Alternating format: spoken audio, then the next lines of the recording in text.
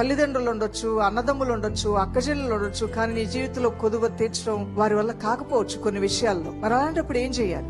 దేవుని యొద్దకు వెళ్ళు, ఆయన నీ కొదువులన్నీ తీర్చగల సమర్థుడై ఉన్నాడు. 1 సమూయేలు గ్రంథం 1వ అధ్యాయము. ఇక్కడ హన్నా ఆవిడ ఏడుస్తూ ఉంది, ఆవిడ దుఃఖంతో ఉన్నది. ఆమెను అవమానపరిచే వాళ్ళు ఎక్కువైపోయారు. ఆమె బాధను తీసివేసే వాళ్ళు ఎవరూ లేరు. ఆమె అవమానాన్ని కొట్టివేసే వాళ్ళు ఎవరూ లేరు. ఎవరూ తీసివేయలేని పరిస్థితి. సంతానం లేని ఆవిడ, నా సమస్యలకి ఎవరూ పరిష్కరించలేరు, అందరూ నా చుట్టూ ఉన్నా ఎవరూ నా యొక్క కొదువుని తీర్చడం వీరి వల్ల కాదు. ఇక్కడ వాక్యంలో మనం చూస్తే హన్నా కూడా అంటుంది, నా బాధలు వీళ్ళు ఎవరు తీస్తారు, నా కష్టం వీళ్ళు ఎవరు తీరుస్తారు, ఎవరూ తీర్చలేరు.